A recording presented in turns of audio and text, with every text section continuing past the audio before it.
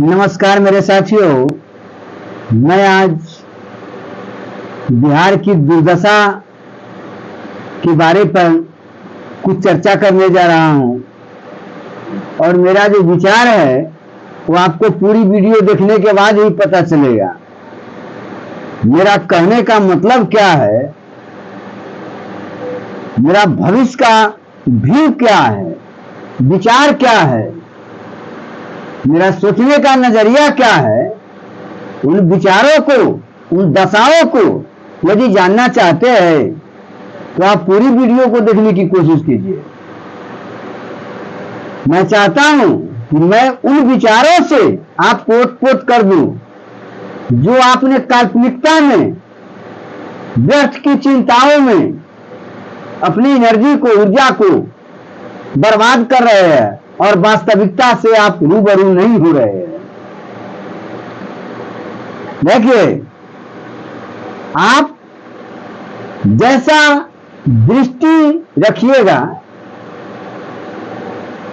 जैसा सोच रखिएगा, उसी ढंग का आपका जीवन होगा। आपकी सोच ही आपका जीवन है। आप किस सोच से उभर रहे हैं वही आपका रिजल्टेंट मिलेगा।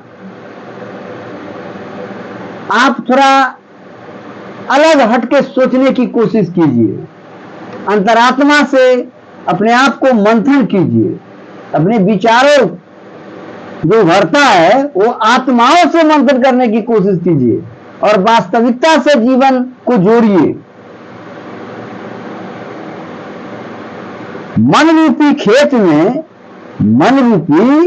खेत में जैसा आप बोइएगा वैसा ही फल आप पाइएगा, काटिएगा। समझ गए ना? हमारे मन की जैसी हालत होगी, हमारी जैसी मनोदशा होगी, जीवन के प्रति हमारा दृष्टिकोण भी वैसा ही होगा। समझ गए ना? क्योंकि मनोदशा होता है, मनोदशा जो होता है, मनोदशा के साथ ही जीवन के प्रति दृष्टिकोण भी बदलता जाता है। समझ गए ना? और वो बदलता रहता है।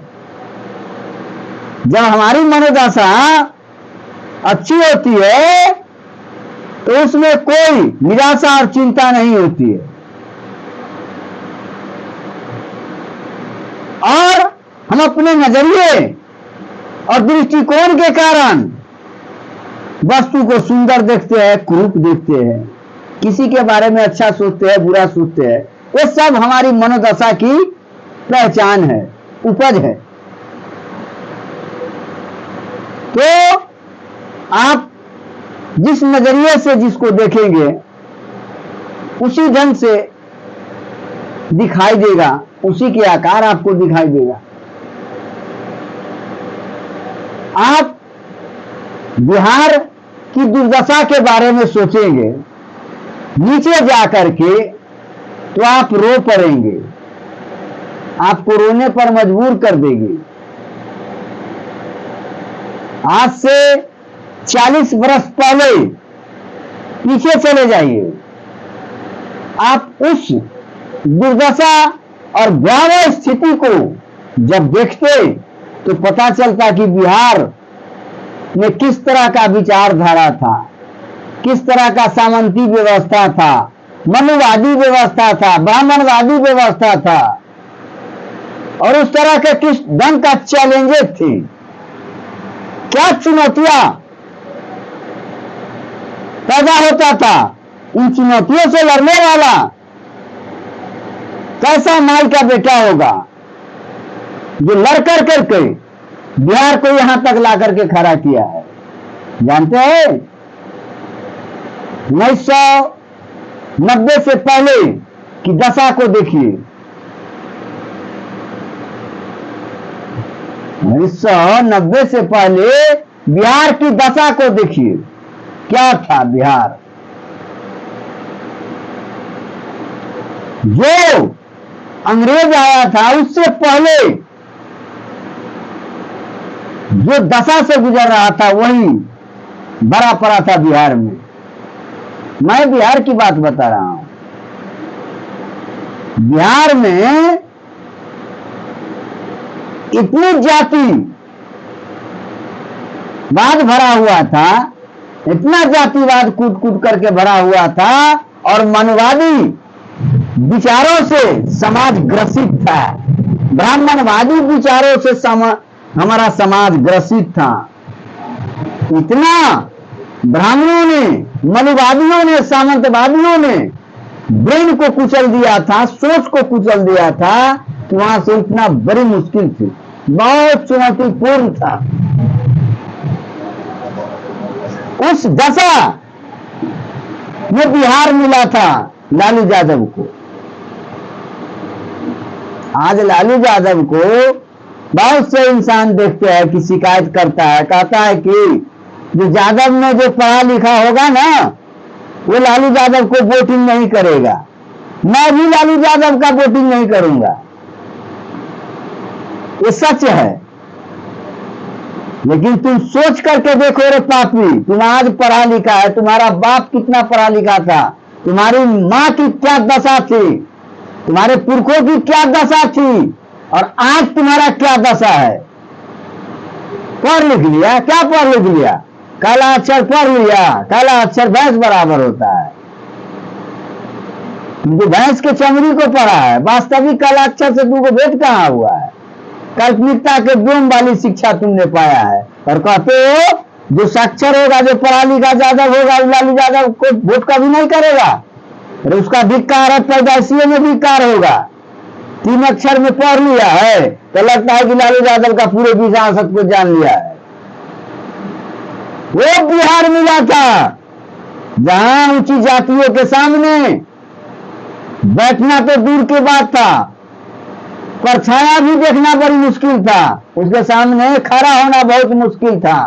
वो दुर्दशा था बिहार की, और उस दुर्दशा को लालू यादव ने ऐसा पटकनिया मारा, ऐसा मारा कि आज बिहार को हर एक ब्लड में स्वतंत्रता की झलक दिखाई दे रहा है। यदि लालू यादव नहीं आता तो हमारे जैसे उम्र के बच्चों कभी नहीं पढ़ पाता, ढंग से शिक्षा नहीं ले पाता था। देखा है ग्राफ उलट करके कितना साक्षर था उस समय, और आज देखो ना, लालू यादव वो अपना कर्म को खराब किया, चाहे वो काल्पनिक हो या वास्तविक हो, लेकिन उनका जो विचारधारा था, उनका जो विचार था, लालू एक विचारधारा था जिसके कारण, जिस सिद्धांत के कारण बिहार में जातिवाद खत्म हो गया। आज 10% मात्र ही बचा है।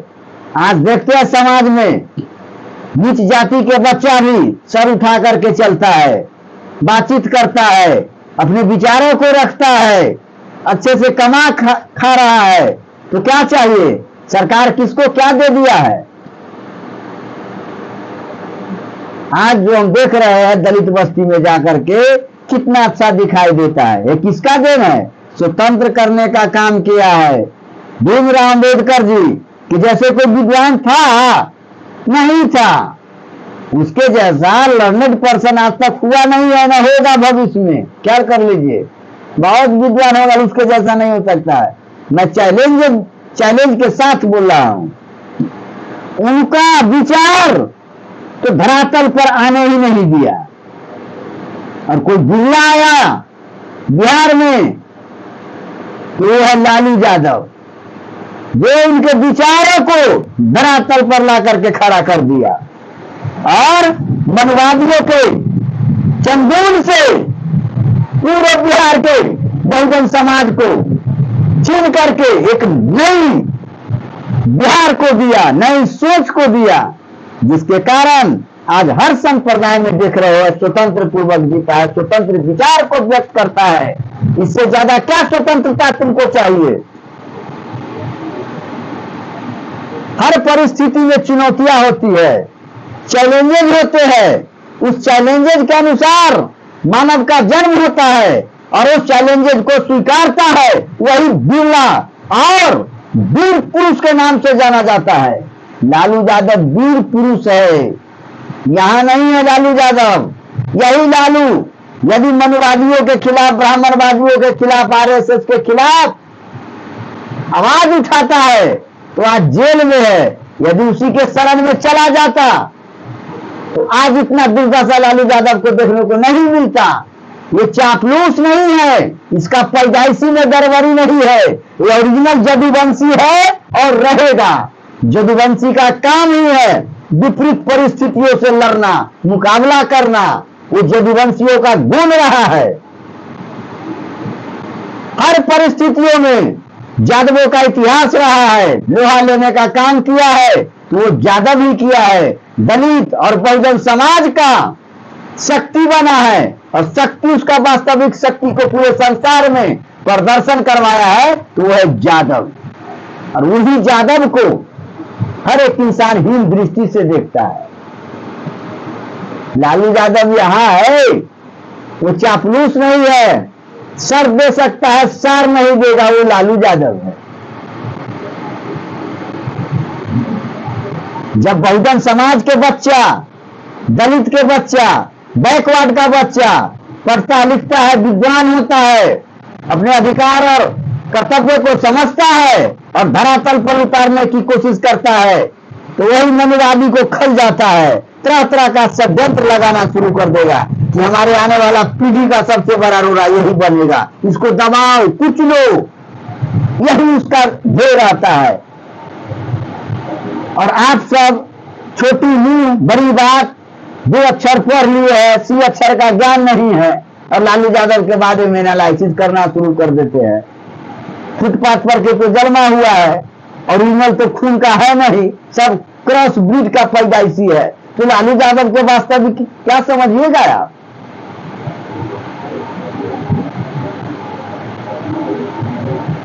लालू यादव के बाद नीतीश कुमार आया तो नीतीश कुमार क्या किया?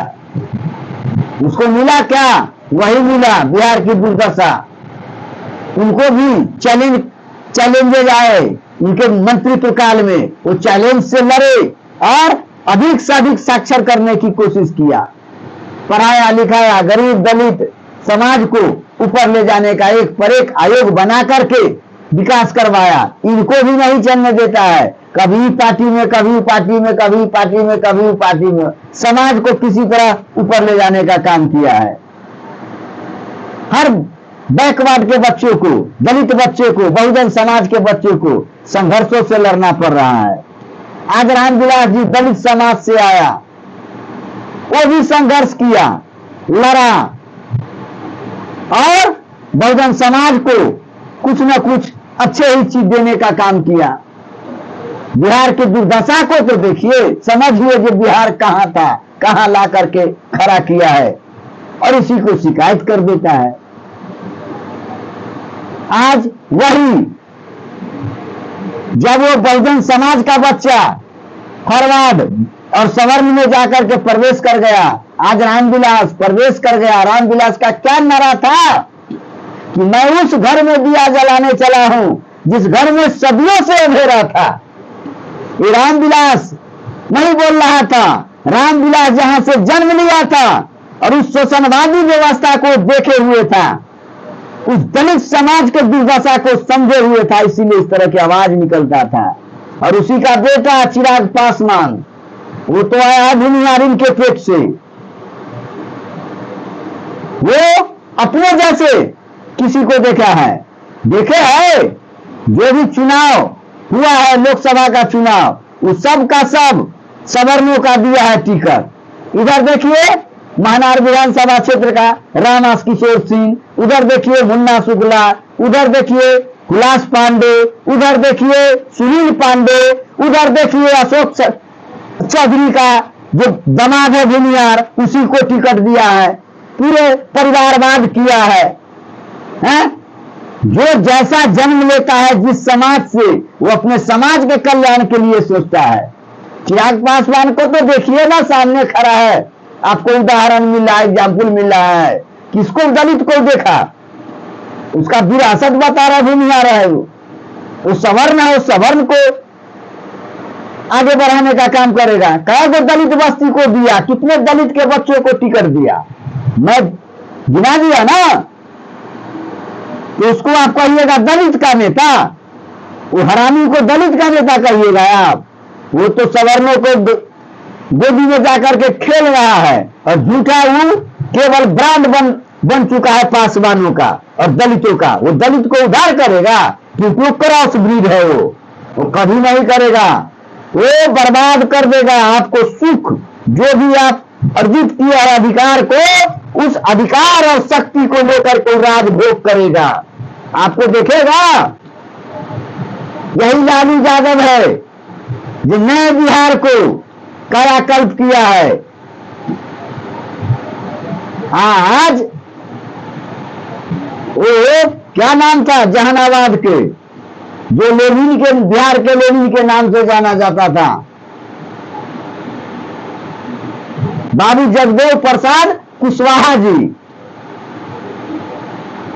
देखिए कितना दलित के लिए लड़ा था, दर दर के ठोकर खाया था, कितना शोषण के विरुद्ध आवाज उठाता था, कितना कष्ट सहता था, कितना सरकार से लड़ करके और एक बिहार को दृष्टि पटल पर लाने का काम किया। उसके बाद जगदेव बाबू के बाद लालू प्रसाद यादव पूरे संघर्षों के साथ जिंदगी को खत्म कर दिया और गरीब और दलितों के लिए तमाम खुशी को त्याग कर दिया, लड़ा और सामने दिखाई भी दे रहा है।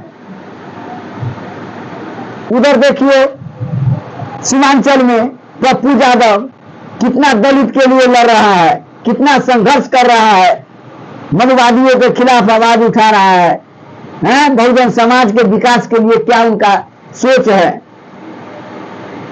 और ये क्या नाम है इसका, पीके साहिल, प्रशांत किशोर, ये कभी सोचेगा ये आपको कम में आकर के आपको आत्मा की आवाज बोल बोल करके निभा रहा है। ये शिकारी लाल है, ये पांडे है, पांडे, ये सबको गांडे कर देगा, ख्याल कर लीजिएगा। इसके बहकावे में आने की कोशिश मत कीजिए।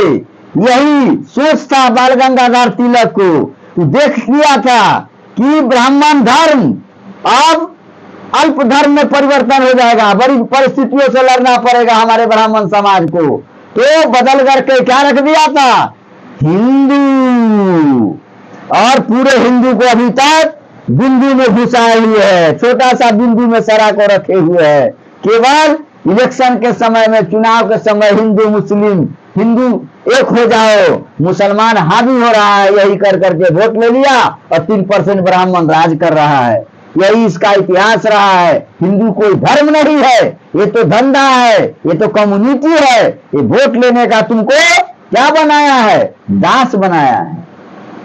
यही भाजपा है, यही आरएसएस है, और उसी के चंगुल में आप फंस जाते हैं।